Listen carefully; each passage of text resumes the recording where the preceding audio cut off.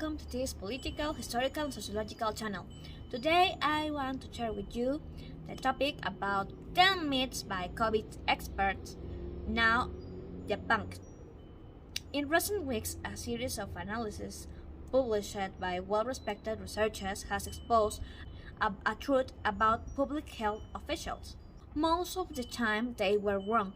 Reports of the New York Post were wrong because they refused to change their policies in the face of new evidence. When a study did not support their policies, they dismissed it and censored contrary opinions.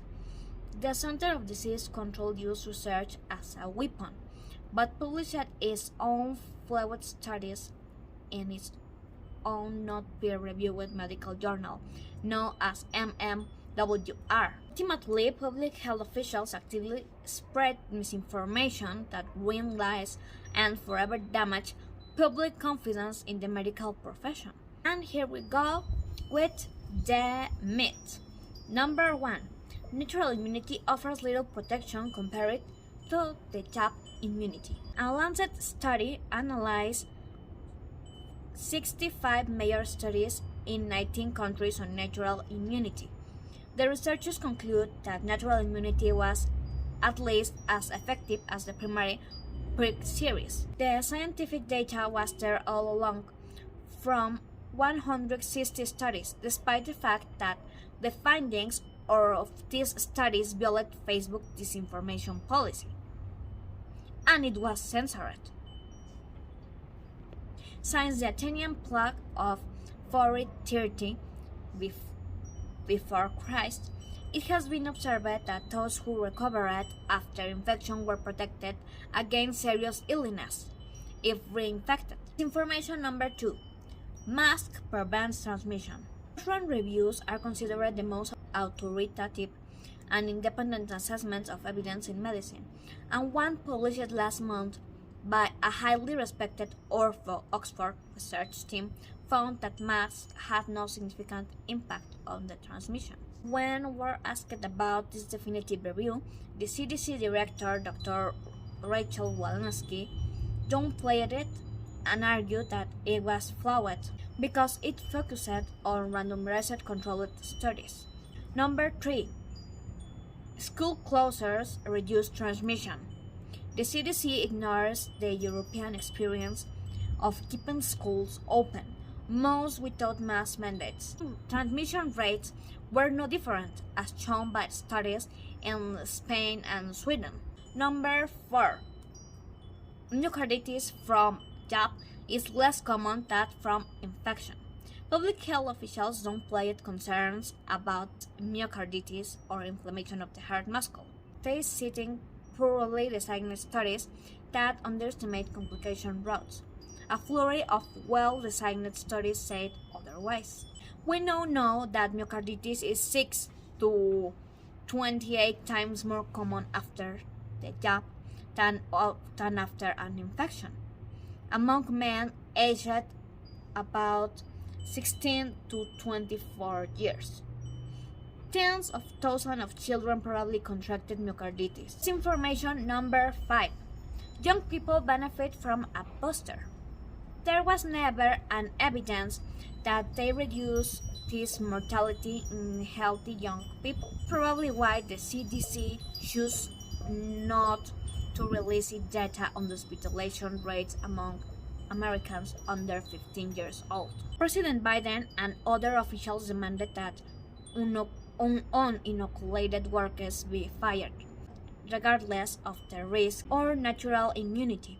They demanded that soldiers be discharged, dishonorably discharged, and that nurses be fired in the midst of a staffing crisis. The mandate was based on the theory that inoculation reduced transmission rates, a nation later proven fails. But after widespread recognition that jobbing does not reduce transmission, the mandates persisted and are still doing to this day. A recent George Mason University study details how to needle stick mandates in 9 major US cities had no impact on, nor did they impact transmission rates. Number 7. originated in Wuhan lab is a conspiracy theory. Google admitted to surprising searches from lab leak during the contingency. Dr. Francis Collins, head of the NIH, stated and still does that he does not believe this bug came from a lab. Ultimately, the overwhelming circumstantial evidence points to the origin of the lab leak. The some origin suggested to Dr. Anthony Fauci, two very prominent virologists at January 2020 meeting he combines at the beginning of the contingency. According to documents obtained by Fox News, Brett Breyer, they told Drs. Fauci and Collins that the bug could have been manipulated and originated in the lab, but suddenly changed their tone in public comments days after meeting with NIH officials. Subsequently, the virologists received nearly $9 million from Fauci's agency. Number 8. It was important to receive the second dose of the jab 3 to 4 weeks after dose. The data became clear in the spring of 2021, just a few months after the jab launch, that spacing the jab 3 months apart reduces complication rates and increases immunity. Spacing out these jabs will also have saved more lives when Americans were rationing limited supply of jabs at the height of the contingency. Number 9. Data on the bivalent jab are crystal clear. Dr. Ashish Juha says this, despite the fact that the bivalent jab was approved using data from 8 mice. To date, there has never been a randomized controlled trial to the bivalent jab. In my opinion, the data are crystal clear that young people should not receive it. It will also have prevented myocarditis in many children. Number 10. 1 in 5 people is linked by COVID.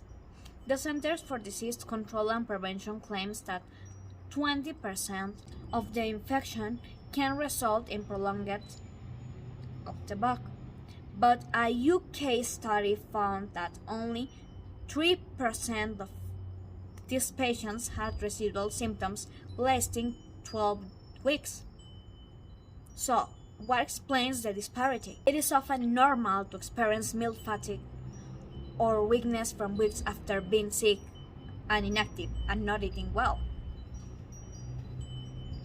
Tallest 10 cases long COVID is the medicalization of ordinary life.